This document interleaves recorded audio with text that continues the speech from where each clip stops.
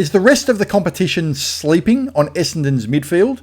As the season draws closer, I thought I'd take a bit of a closer look at our midfield, and it might actually be a bit of a hidden strength for us. And I don't think a lot of the other clubs and the other supporters out there are giving it the credit it deserves at the moment.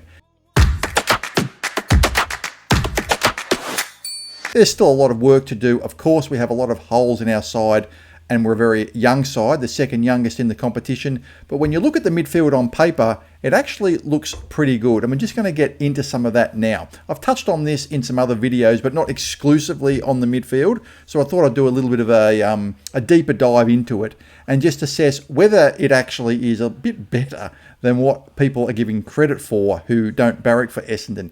And I want to be careful. I don't want to overstate it. I don't want to overrate our list. There's a danger in doing that, especially this time of the year when supporters of all the clubs actually are pretty optimistic and everyone's upbeat and everyone's sort of looking to the future and everything's hunky-dory, and then it can all come crashing down pretty easily. So I wanted to be a bit more objective and sensible about it and just look at it and really assess whether it actually might be something that would be a strength for us. If you like this channel, by the way, please consider hitting the like and subscribe button. It doesn't cost any money to do it, and it only takes 1 second to do so. I appreciate every subscription. It takes a lot of time and effort to get these videos out on a regular basis. So if you could hit the subscribe button now, I'd really appreciate it. So looking at the midfield first, we'll look at the top end of the midfield. We've got what I consider to be the quartet, the big quartet for this year.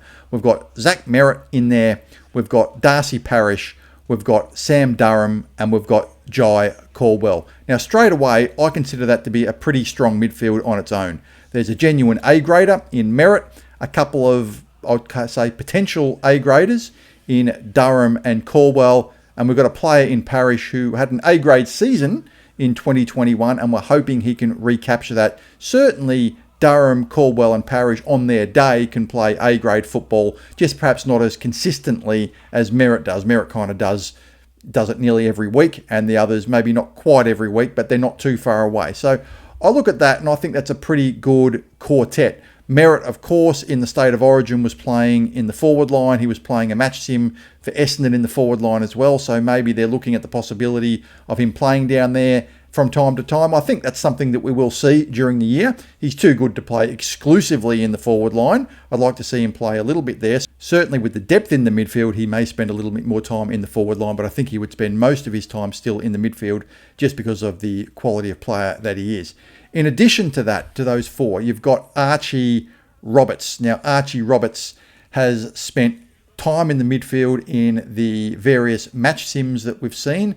Also, he spent a lot of time in the midfield in the game against Richmond on Friday. And I think this is significant only because, and I know that these matches are not necessarily reflective of the way that you're going to play during the year, but the coaches are not just going to wildly experiment with something that they're not at least partly serious about, especially as we're only a couple of weeks away from the season starting.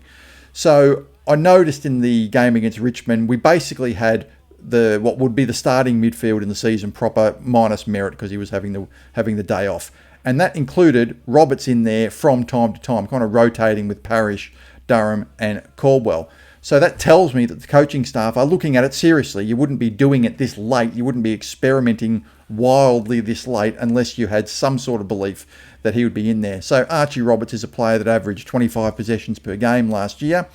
He still has a little bit of a query on his disposal. I actually really like him in the midfield, and I think it's because one of the weaknesses that he does have is sometimes turning the ball over. I would rather have him turning the ball over as a midfielder rather than turning the ball over as a defender. Now, there might not be room for him to play in the midfield exclusively this year, but if you add him, and he's a quality player, and who knows, maybe one day a potential A-grader as he in the coming years as he gets into his mid-20s. So he's a player that we can be quite optimistic about in terms of him performing in that role. So that's 5 pretty good players in there. Then you can also add next year Nick Martin, who is, probably our second best player behind Merrett.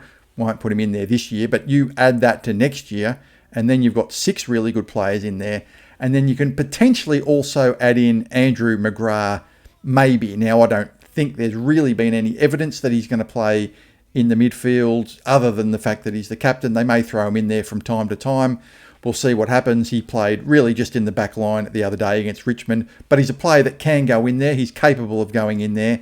And if he does go in there, then that's really 7 options that are all pretty good players. You've got, Merritt, Parrish, Durham, Caldwell, Roberts, Martin when he comes back next year, and Andrew McGrath. So I think the competition might be sleeping on that a little bit. I think that's a pretty depth-laden midfield. You could argue there's only the one champion player in there, but there's a lot of very, very handy B-plus players in there. And if other teams underestimate that, well, I reckon they'll underestimate that at their peril.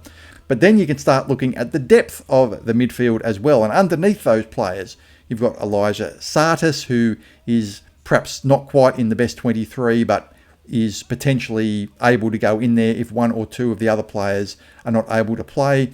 You've got Will Setterfield, who averaged 22 disposals last year, overcoming a foot injury, who does provide that little bit of something that no other players can, in that he can play a tagging role, and he's a fantastic tackler. And whilst he can still do those things and get his 20 possessions a game, there's not many players in our team that can play a tagging role, are excellent at tackling, and can still get 20 plus possessions. Will's perhaps the only one. He's not perhaps as classy as some of the top midfielders in there, but he's capable of going in there and doing a role. Then you've got Dyson Sharp, who we suspect is a good chance to make his debut round 1 and will be playing a lot of senior football, as we know. You've got Isaac Kako, who's been playing a lot in the midfield in match simulations and in training. We'll see what happens. I think he'll probably be a 70-30 forward midfield split, where he spends 70% of the time in the forward line, 30% in the midfield. But he does look really quick and evasive in there, and he's going to be a handful for anyone in there. Kind of think of someone like a Nick Watson for Hawthorn, who is nominally a forward but does spend a bit of time in the midfield and is very effective when he does go into the midfield. I kind of look at Kako as a similar player to that. And then you've got the 3 players that I guess are wingmen, who are around that part of the ground. Your Dersma, Fiorini, and Angus Clark as well. And then last but not least, and be careful not to sleep on this player, is Jade Gresham. And the reason I bring him up is because he did play almost exclusively in the midfield in the match sim a week or so ago. And then in the game against Richmond, he only played a quarter, but he played all of it in the middle of the ground. So that tells me that they're looking at him perhaps as a depth player, someone that can go into the middle. And he's been playing pretty well. He obviously didn't get a whole heap of possessions against Richmond just because of the fact he only played a quarter. But he did carry on pretty much from the good form he showed in the match sim the other day. And Gresham obviously does have a lot of experience as well. So I just look at that list of players, and I just have a feeling that the competition could be sleeping on that a little bit. There are lots of other things that we need to work on. I'm not naive about that. One of the hardest things we need to fix is some of that two-way running, the ability to stop transition. We just can't stop teams taking the ball from defensive 50 to scoring at the other end. We were the second worst team in the competition at stopping that last year, and that's something that the midfield need to do. It's not just a matter of getting the ball, it's about preventing it. And there were some signs against Richmond that perhaps hasn't been entirely fixed. It's only a trial match, and you can't read too much into it, but you don't go from second worst in the competition to second best overnight. Okay, there's still going to be a lot of tough moments over the year in that particular aspect of the game, the transition game. You don't just go from, it's going to be difficult to go from 17th even to mid-range, because that's a big jump. All right, and that's something I'm sure they'll be working on, that team defence, which the midfield group is just such an important part of how they play. So what do you guys think about that? I just kind of look at that midfield, and I kind of think the competition might be sleeping on it a little bit. I think it's a lot better than what a lot of people will give it credit for, especially look at that top 5 or 6 players. And I think of Nick Martin being added to that next year when he comes back. And I think, wow, that really, really does look like an excellent midfielder, at least on paper. Sometimes things on paper don't always translate to the game itself. We know that, and that's what we're all keen to see in a couple of weeks. How will the team on paper, as it looks, and it looks okay, how will that translate into actual match play against good opposition like Hawthorn in round 1? What are some of the strengths and weaknesses, and who would you like to see go into the midfield if some of those top 4 or 5 players are unavailable? I'll leave it there. I hope you guys enjoyed the video. Like and subscribe to this channel if you haven't already. Have a great day, everybody. And as always, go Bombers!